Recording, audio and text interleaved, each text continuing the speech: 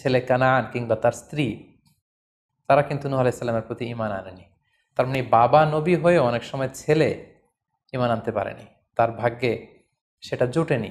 নূহ আলাইহিস সালাম নবী ছিলেন, কিন্তু তার স্ত্রী তার প্রতি ঈমান আনেনি। এজন্য আল্লাহ তাআলা বলছেন, ইন্নাকা লা তাহদি মান আহবাবতা ওয়ালাকিন্নাল্লাহা ইয়াহদি মান ইয়াশা।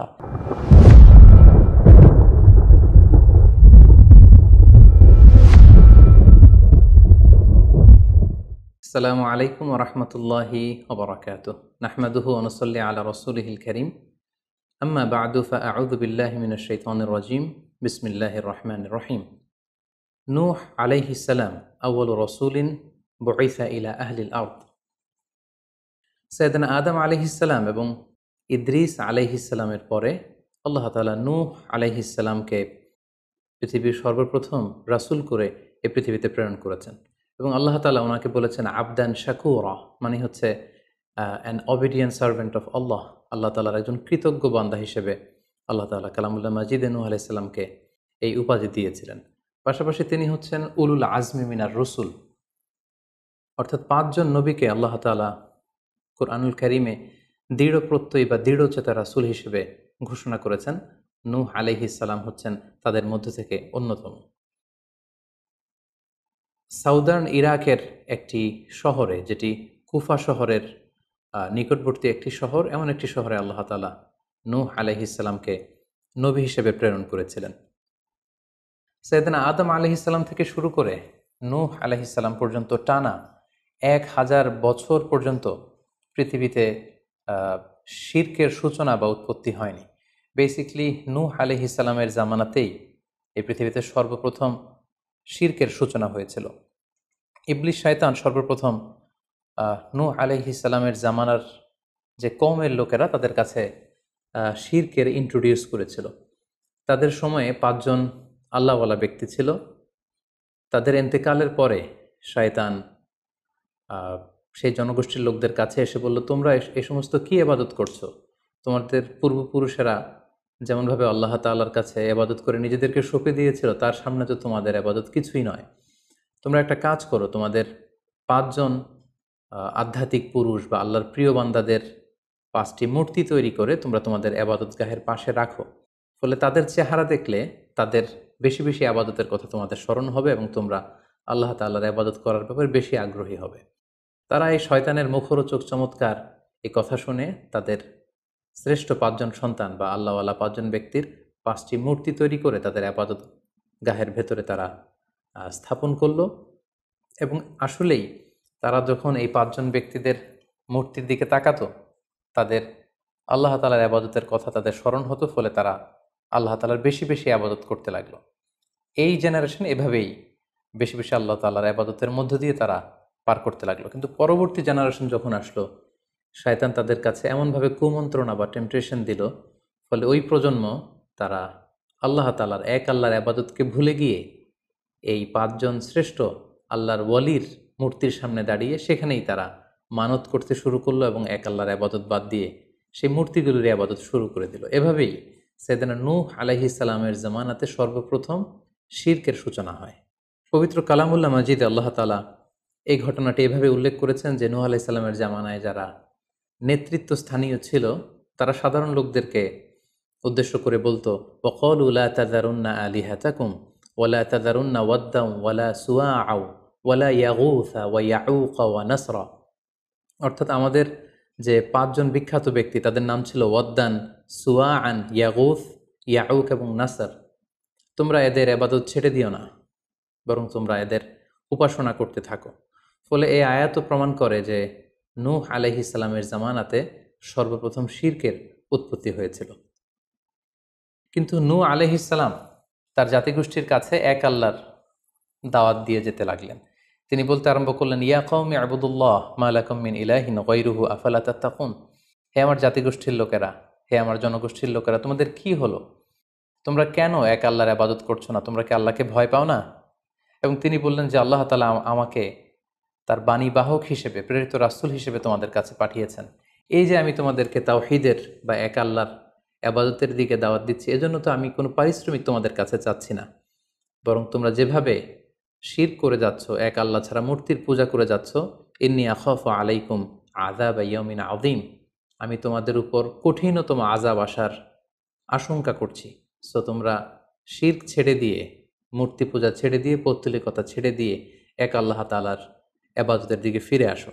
নূহ আলাইহিস সালাম যখন তার জাতিগোষ্ঠীর লোকদের কাছে তাওহীদের দাওয়াত বা এক আল্লাহর ইবাদতের দাওয়াত দেয়া শুরু করলেন, তার জাতির লোকেরা, তার কওমের লোকেরা নানা ধরনের টাল বাহানা, অজুহাত এবং বিভিন্ন ধরনের যুক্তি তারা স্থাপন করতে শুরু করলো। তাদের প্রথম যুক্তি ছিল যে, হে নূহ, কেন আমরা তোমার দাওয়াতে সাড়া দেব? কারণ সমাজের নিম্ন শ্রেণীর লোকেরা হচ্ছে তোমার অনুসারী।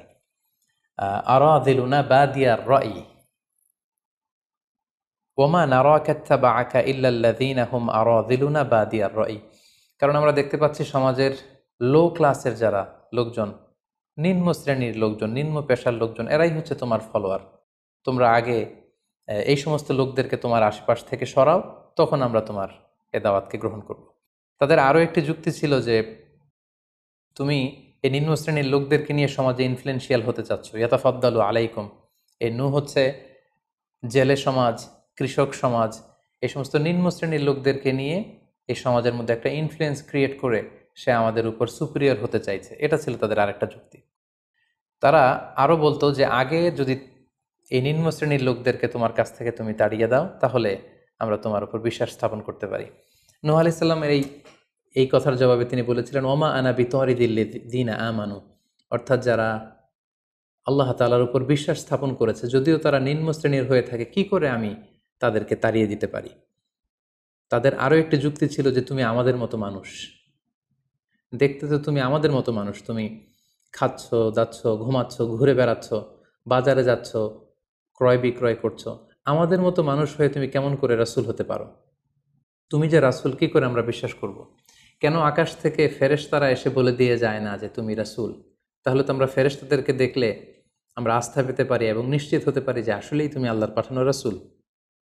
এবং তারা পাশাপাশি আরও বলতো যে, আমাদের পূর্বপুরুষরা তো এই সমস্ত মূর্তিরই পূজা করেছে, তাহলে কি তুমি বলতে চাইছো এরা ভ্রান্ত ছিল? সর্বশেষে তারা বলতে আরম্ভ করলো যে, নূহ, তুমি হচ্ছে মিথ্যাবাদী, পাগল এবং ভ্রান্ত, আমরা আমাদের অবস্থানে অটল থাকব। এভাবে সাইয়েদনা নূহ আলাইহিস সালামের তাওহীদের যে দাওয়াত তিনি তার সমাজে ছড়িয়ে দিচ্ছিলেন, তারা ডিরেক্টলি এই একত্ববাদের দাওয়াতকে তারা প্রত্যাখ্যান করলো, রিজেক্ট করলো। কিন্তু নূহ আলাইহিস সালাম তিনি হাল ছাড়েননি। তিনি টানা 950 বছর তার জাতিগোষ্ঠীর লোকদের কাছে তিনি এক আল্লাহর দাওয়াত দিয়ে যেতে লাগলেন। কালামুল্লাহ মাজিদ আমাদেরকে জানাচ্ছে, ওয়ালাকাদ আরসালনা নূহান ইলা কওমিহি ফালাবিসা ফীহিম আলফা সানাতিন ইল্লা 50 আমা। তিনি 1 বছর, 2 বছর, 10 বছর, 20 বছর নয়, টানা 950 বছর তিনি লাগাতার কন্টিনিউয়াসলি তার কওমের লোকদের কাছে তিনি এই তাওহীদের দাওয়াত দিয়ে যেতে লাগলেন। এবং তিনি দিন রাতকে এক করে টায়ারলেসলি, রেস্টলেসলি তিনি তার জাতিগোষ্ঠীর কাছে এই একই দাওয়াত দিতে লাগলেন। তিনি বলছেন যে, রব্বি ইন্নী দাআউতু কওমি লাইলা ওয়া নাহারা, হে আল্লাহ, দিন রাত তো আমি চেষ্টা করে গেলাম, তাদেরকে তাওহীদের দাওয়াত দিলাম, কিন্তু তারা আমার কথা শুনছে না। ওয়া ইন্নী কুল্লামা দাআউতুহুম লিতাগফিরা লাহুম জাআলু আসাবিআহুম ফি আযানিহিম। এর মানে হচ্ছে, আল্লাহ, আমি যখনই তাদেরকে দাওয়াত দিতাম, তারা তাদের আঙ্গুলগুলো তাদের কানের ভেতরে ঢুকিয়ে রাখতো, যাতে করে আমার তাওহীদের কথা তাদের শুনতে না হয়। এবং ওয়াস্তাগশাউ সিয়াবাহুম ওয়া আসররু ওয়াস্তাকবারু ইস্তিকবারা, তারা আমাকে দেখলেই চাদর দিয়ে তাদের মুখ পেঁচিয়ে রাখতো, যাতে করে আমার কথাগুলো তারা শুনতে না পায়। সুম্মা ইন্নী দাআউতুহুম জিহারা, আমি, নূহ আলাইহিস সালাম বললেন, আল্লাহ, আমি দাওয়াতি কাজ করার কোনো মাধ্যমই তো বাকি রাখিনি। আমি প্রথমে পার্সন টু পার্সন আমি প্রাইভেটলি দাওয়াত দিতাম। এটা যখন তারা অস্বীকার করলো, আমি তখন পাবলিক দাওয়াত দেওয়া শুরু করলাম। আমি তাদের বড় গ্যাদারিংসে, বিভিন্ন ফেস্টিভ্যালে যে তাদেরকে এই দাওয়াতের কথা শোনালাম, কিন্তু তারা প্রত্যাখ্যান করেছে। সুম্মা ইন্নী আ'লানতু লাহুম ওয়া আসরারতু লাহুম ইসরারা, অর্থাৎ এই আয়াত থেকে বোঝা যাচ্ছে যে নূহ আলাইহিস সালাম দাওয়াত দেয়ার বা বাণী বাহকের যে কাজ, এই গুরুদায়িত্ব পালনে কোনো ধরনের প্রক্রিয়া তিনি বাদ রাখেননি। তিনি দিনে রাতে, তিনি প্রাইভেটলি, তিনি পাবলিকলি, তিনি উৎসাহ প্রদানের মাধ্যমে, জান্নাতের সুসংবাদ দেওয়ার মাধ্যমে, কিংবা জাহান্নামের ভয় দেখানোর মাধ্যমে নানাভাবে তার জাতিগোষ্ঠীর কাছে আখেরাতের কথা, আখেরাতে আল্লাহ তাআলার সুপ্রিম কোর্টের কাঠগড়ায় দাঁড়িয়ে জবাবদিহিতার কথা, এক আল্লাহর একত্ববাদের কথা, এ দাওয়াতগুলো তিনি দিয়ে গিয়েছেন। কিন্তু অধিকাংশ ক্ষেত্রেই এবং অধিকাংশ লোকগুলোই নূহ আলাইহিস সালামের এই তাওহীদের দাওয়াতকে প্রত্যাখ্যান করেছিল এবং রিজেক্ট করেছিল। এভাবে নূহ আলাইহিস সালাম যখন দাওয়াত দিয়ে যেতে লাগলেন, তার কওমের লোকদের মধ্য থেকে ফাইনাল যে রেসপন্সটি এসেছিল সেটি হচ্ছে, ক্বালু লা ইন লাম তানতাহি ইয়া নূহ লা তাকুনান্না মিনাল মারজুমিন। হে নূহ, অনেক হয়েছে, এবার তুমি থামো। তুমি যদি এই দাওয়াত দেয়া বন্ধ না করো, তাহলে আমরা তোমাকে স্টোনিং করে, পাথর মেরে, প্রস্তর নিক্ষেপ করে দুনিয়া থেকে বিদায় করে দিব। এবং তারা এও বলল যে, ক্বালু ইয়া নূহ ক্বাদ জাদালতানা ফাআকসারতা জিদালানা। অনেক হয়েছে, তুমি অনেক আর্গুমেন্ট আমাদের সাথে দিয়েছ, অনেক তর্ক বিতর্ক তোমার সাথে হয়েছে, এবার থামো। ফাআতিনা বিমা তাইদুনা ইন কুনতা মিনাস সাদিকিন। তুমি যে আযাবের ভয় দেখাচ্ছ, পারলে সেটা দেখাও। তুমি আমাদেরকে বলছো যে আমরা যদি এক আল্লাহর ইবাদত না করি, আমরা যদি পৌত্তলিকতা না ছাড়ি, তাহলে আল্লাহ তাআলা আযাব দিয়ে আমাদেরকে ধ্বংস করে দিবে। পারলে সেই ধ্বংসলীলা তুমি আমাদের সামনে নিয়ে আসো, পারলে সেই শাস্তি দেখাও, তুমি যদি সত্যবাদী হয়ে থাকো। এবার নূহ আলাইহিস সালাম তাদের এ ধরনের অ্যাটিটিউড দেখে অনেকটা হতাশ হলেন। তিনি তাদের কাছে কোনো প্রতিদান চাইছেন না, তাদের কল্যাণের জন্যই, তাদেরকে জাহান্নামের আগুন থেকে বাঁচার জন্যই তিনি 950 বছর ডেডিকেট করে দিলেন তাদের দাওয়াতি কাজে। কিন্তু তারা যখন দাওয়াতি কাজে সাড়া দিচ্ছে না, অবশেষে হতাশ হয়ে নূহ আলাইহিস সালাম আল্লাহকে দোয়া করলেন, আল্লাহ ফাফতাহ বাইনি ওয়া বাইনাহুম ফাতহান। আমি আর পারছি না, আপনি এবার এসপার ওসপার করে দিন, আপনি একটা ফায়সালা করে দিন। অবশেষে তিনি বদদোয়া করে বসলেন, তাদের উপর অভিশাপ দিয়ে ফেললেন, কার্ডস করে বসলেন। তিনি বললেন, রাব্বি লা তাযার আলাল আরদি মিনাল কাফিরিনা দাইয়ারা। হে আল্লাহ, আপনি এমন আযাব পাঠান, আযাব দিয়ে আপনি কাফিরদের আন্ডা বাচ্চা কাউকে আপনি অবশিষ্ট রাখবেন না। পুরো কাফির সমাজ, মুশরিক সমাজকে আপনি আযাব দিয়ে ধ্বংস করে দেন। যদি আপনি তাদেরকে বাঁচিয়ে রাখেন, তাহলে তারা বিশ্বাসীদেরকেও সংক্রামিত করবে এবং তাদের অনাগত প্রজন্ম তারা পাপাচারী হয়ে এই পৃথিবীতে তারা ফাসাদ সৃষ্টি করবে। নূহ আলাইহিস সালাম যখন এরকম বদদোয়া করলেন, আল্লাহ তাআলা নূহ আলাইহিস সালামের এই অভিশাপ বা বদদোয়াকে কবুল করলেন এবং তিনি নূহ আলাইহিস সালামকে জানিয়ে দিলেন, নূহ, তোমার কথা মতো আমি এবার এটার একটা শেষ দেখে ছাড়বো এবং আমি পৃথিবীতে আযাব পাঠাবো। সে আযাবটি হচ্ছে ভয়ঙ্কর ধরনের বন্যা হয়ে যাবে গোটা পৃথিবীতে, মহাপ্লাবন ঘটবে। সো সে প্লাবন থেকে বাঁচার জন্য ওয়াসনাইল ফুলকা বিআইউনিনা ওয়া ওয়াহিনা, অর্থাৎ হে নূহ, তুমি আমার গাইডেন্স বা আমার পাঠানো দিক নির্দেশনা অনুযায়ী তুমি বিশাল একটি নৌকা বানাও বা কিস্তি বানাও বা বিশাল একটি জলতরী বা নৌযান বানাও, যাতে করে এই মহাপ্লাবন থেকে বাঁচার জন্য তুমি বিশ্বাসীদেরকে নিয়ে এই নৌযানে, এই কিস্তিতে, জাহাজে বা এই জলতরীতে, এই নৌকাতে তোমরা আশ্রয় নিতে পারো। আল্লাহ তাআলার পক্ষ থেকে এই আদেশ যখন আসলো, সাইয়েদনা নূহ আলাইহিস সালাম বিশ্বাসীদেরকে নিয়ে বিশাল এক জলতরী বা নৌকা বা বিশাল এক জাহাজ তিনি তৈরি করলেন। নূহ আলাইহিস সালামের কওমের মুশরিক লোকেরা যখন এই জাহাজ বা নৌকা বানাতে দেখলো, তারা হাসাহাসি শুরু করে দিল। কোরআন বলছে, ওয়া কুল্লামা মাররা আলাইহি মালাউম মিন কওমিহি সাখিরু মিন। তারা যখনই নৌকা বানানো, এই কিস্তি বানানো, এই বিশাল জলতরী বানাতে দেখলো, তারা ঠাট্টা বিদ্রুপ করলো। তারা বলল, নূহ, এই মরুভূমির মাঝখানে কোথায় তুমি এই নৌকা চড়াবে? তোমরা যেহেতু নৌকা বানাচ্ছ, পারলে একটা সাগরও বানিয়ে নাও, যাতে করে তোমাদের এই নৌকাকে, এই জাহাজকে তোমরা ভাসাতে পারো। সাইয়েদনা নূহ আলাইহিস সালাম এবং বিশ্বাসীরা আল্লাহ তাআলার উপর অটল থেকে আল্লাহ তাআলার দেয়া দিক নির্দেশনা অনুযায়ী তারা বিশাল নৌকা তৈরি করে ফেললেন। এ পর্যায়ে আল্লাহ তাআলা নূহ আলাইহিস সালামকে জানালেন যে, মহাপ্লাবনের জন্য নূহ তুমি অপেক্ষা করতে থাকো এবং এই প্লাবনটা হবে 40 দিন লম্বা, 40 days long, and the entire world will be drastically flooded. গোটা বিশ্বের এমন কোনো জায়গা থাকবে না, আনাচে কানাচে গোটা বিশ্বটা এই মহাপ্লাবনের আওতায় এসে পৃথিবীর সব প্রাণীগুলো মারা যাবে। সো তুমি কি করে বুঝবে যে আমি কখন এই মহাপ্লাবন পৃথিবীতে দিচ্ছি? সেটার একটা সাইন হচ্ছে, তুমি যখন চুলার ভেতর থেকে ফুরফুর করে কলকল করে পানি বেরোতে দেখবে, তখনই বুঝবে যে সে টাইমটা চলে এসেছে।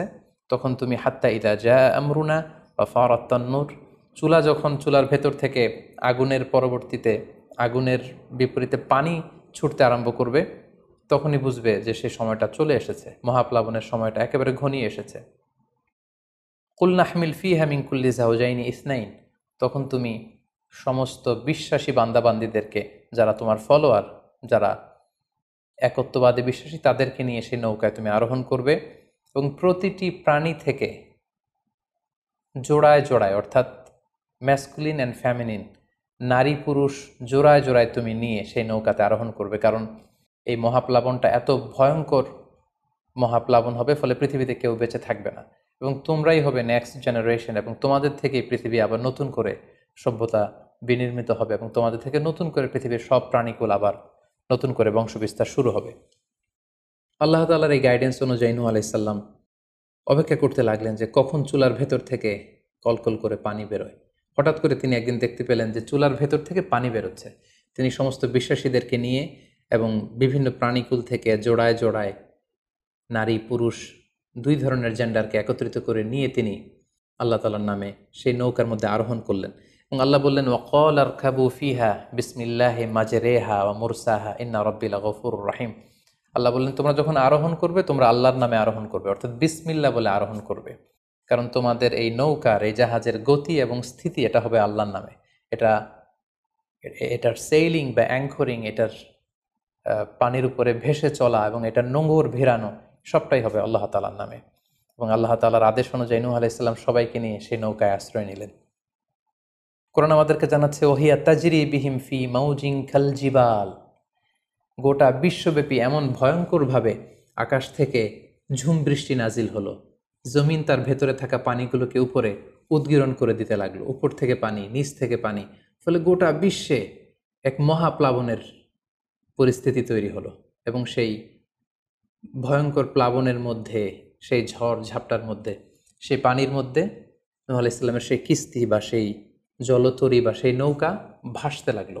কোরআন বলছে যে ফি মাউজিন কাল জিবাল, বিশাল পাহাড় সম ঢেউয়ের মধ্যে নূহ আলাইহিস সালামের তরী আল্লাহর নামে ভাসতে আরম্ভ করলো এবং আল্লাহর নামে নূহ আলাইহিস সালাম সেই তরী ভাসিয়ে দিলেন।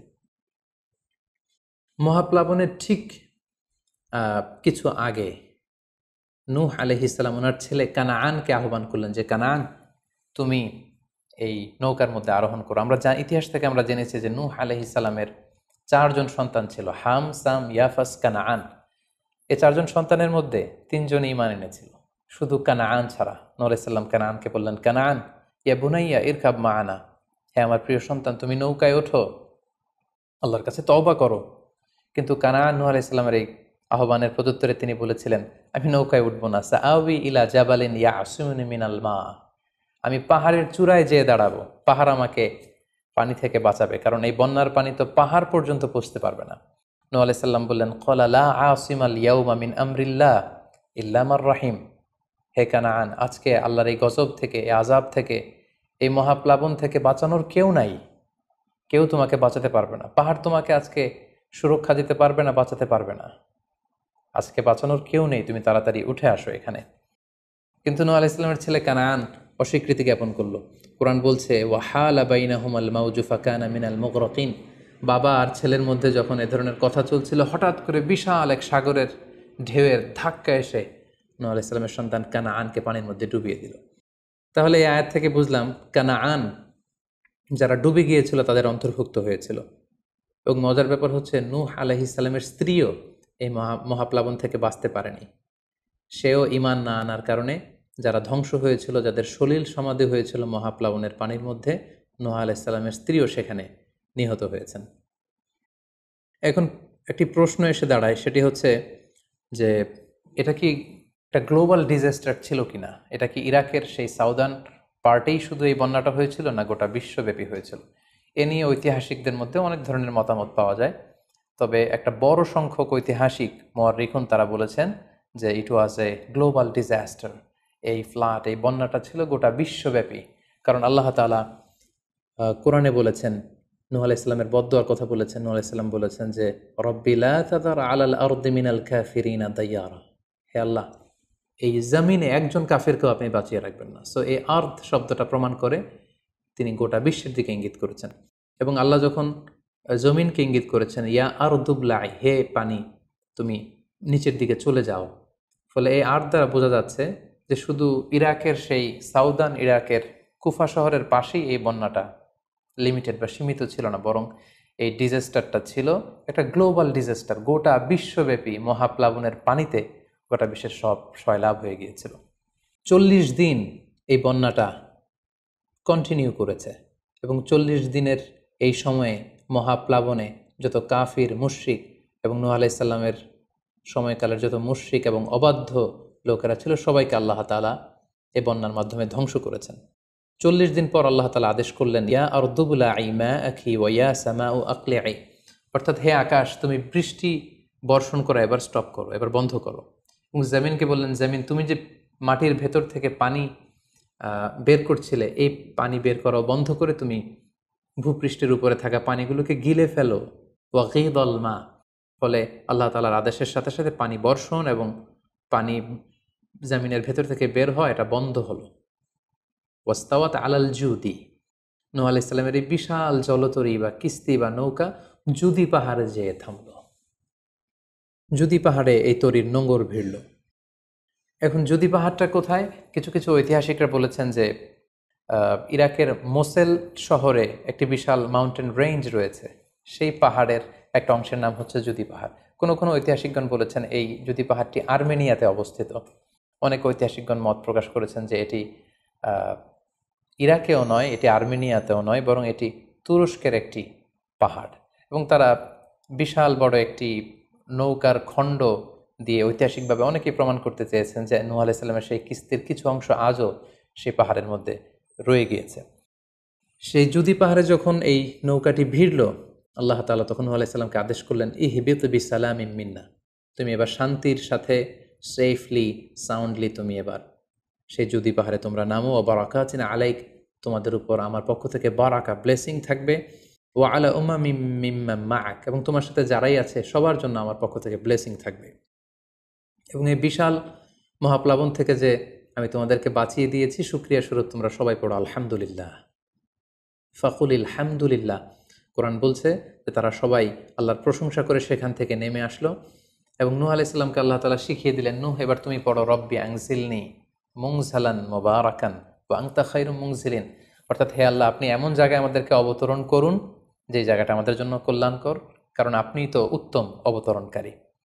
ফলে নূহ আলাইহিস সালামের সাথে যারা ছিল বিশ্বাসীরা, তারা এবং তার সাথে প্রাণীকুলের মধ্য থেকে যারা ছিল সবাইকে নিয়ে নূহ আলাইহিস সালাম এই জমিনে বন্যা পরবর্তী মহাপ্লাবন পরবর্তী সময়ে তিনি সবাইকে নিয়ে এই জমিনের মধ্যে আবার নেমে আসলেন।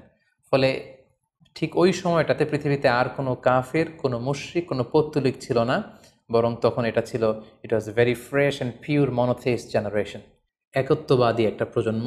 ফলে এখানে ঠিক ঠিক ওই সময়টাতে পৃথিবীতে আর কোনো কাফির মুশরিক আর ছিল না।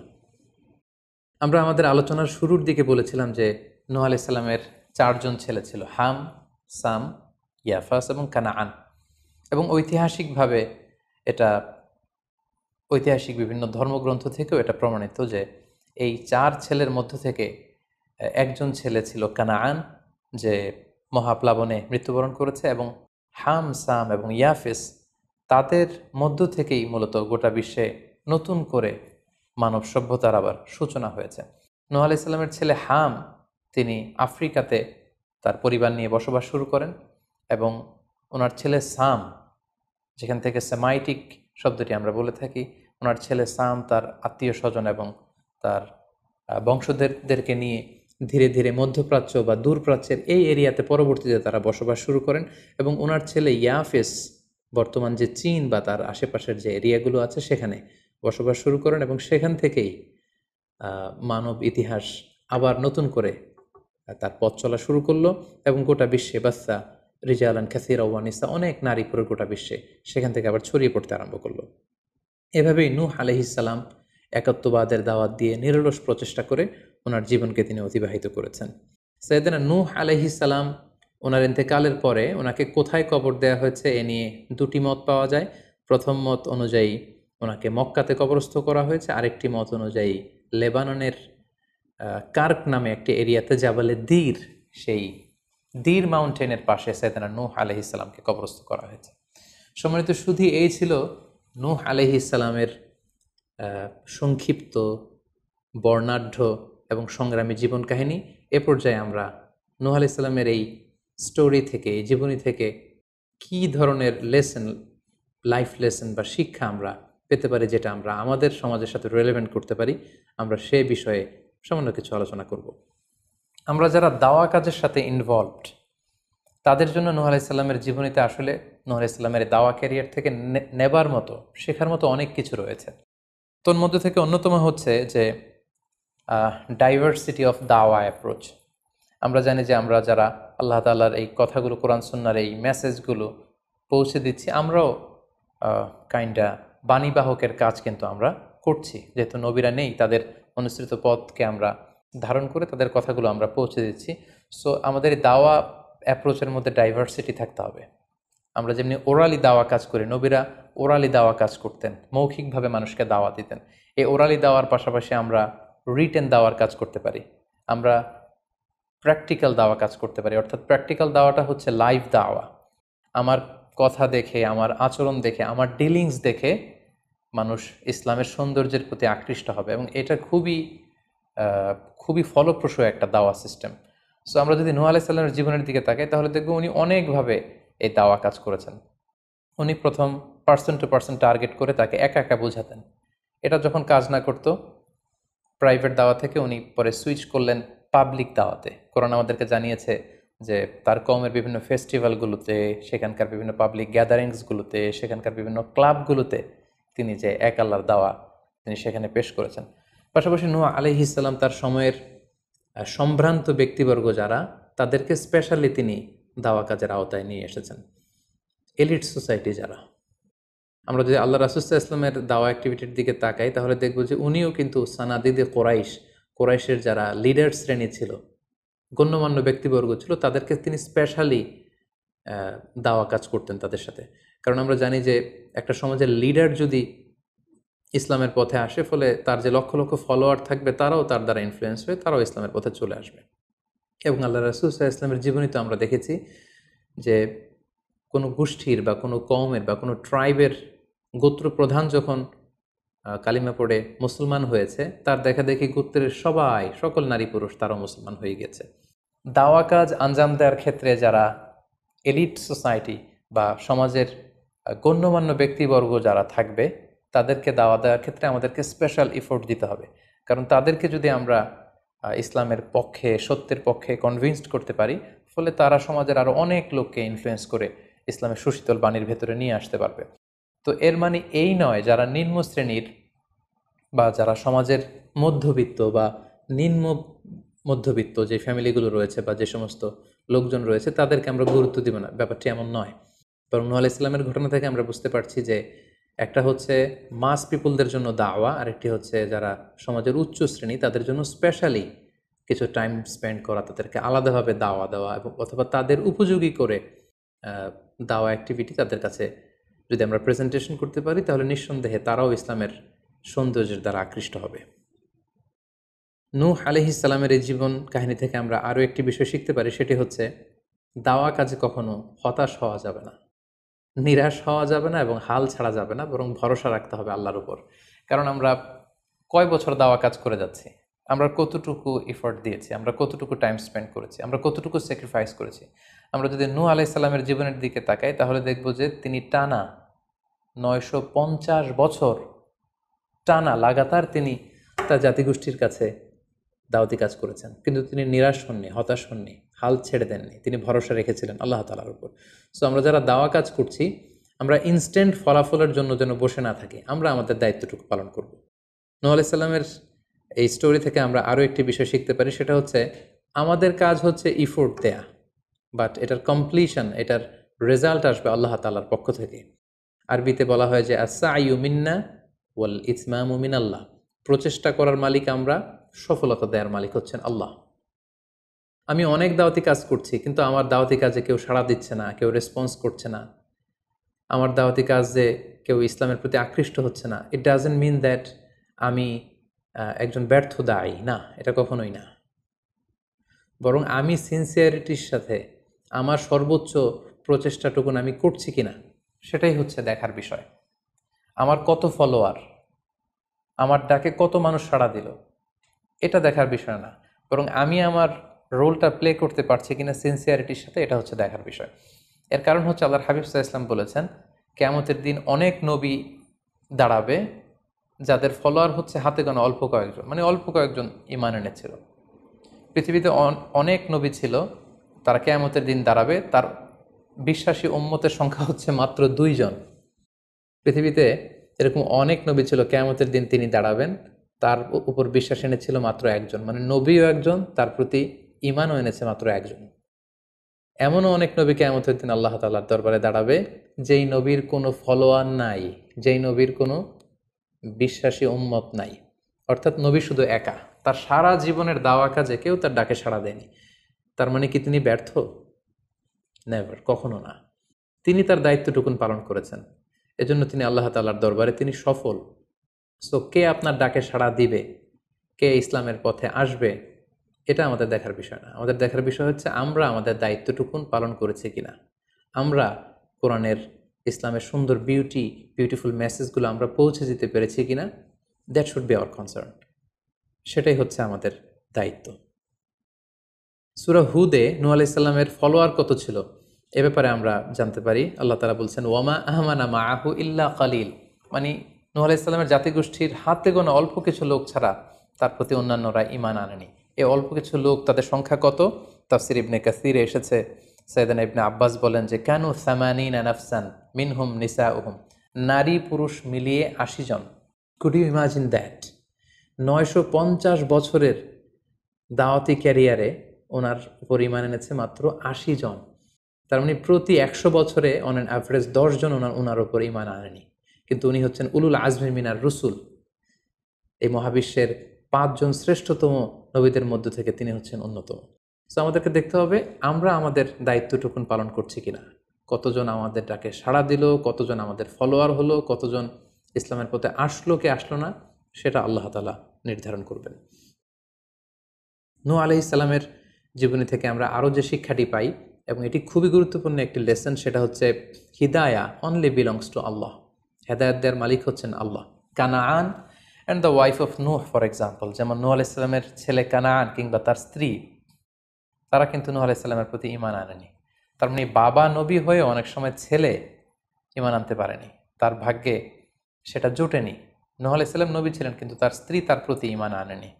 এজন্য আল্লাহ তাআলা বলছেন, ইন্নাকা লা তাহদি মান আহবাবতা ওয়ালাকিন্নাল্লাহা ইয়াহদি মান ইয়াশা, হে নবী, আপনি যাকে চান তাকে আপনি হেদায়েত দিতে পারবেন না, কারণ হেদায়েত দেওয়ার মালিক আপনি নন। হেদায়েত দেওয়ার নিরঙ্কুশ একচ্ছত্র ক্ষমতা হচ্ছে শুধুমাত্র কেবলমাত্র আল্লাহ তাআলার হাতে। তিনি যাকে চাইবেন তাকে তিনি হেদায়েত দেন, আমরা চাইলেই কাউকে হেদায়েত দিতে পারবো না।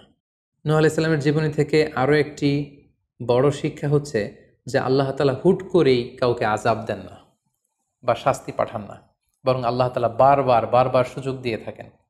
অনেক অনেক সুযোগ দেওয়ার পরে, বারবার সুযোগ দেওয়ার পরেও যখন কেউ সত্যের পথে ফিরে আসে না, বরং বারবার তারা অবাধ্যতা, দাম্ভিকতা এবং বাড়াবাড়ি করে, ঠিক তখনই আল্লাহ তাআলা তাদেরকে শাস্তি দেন।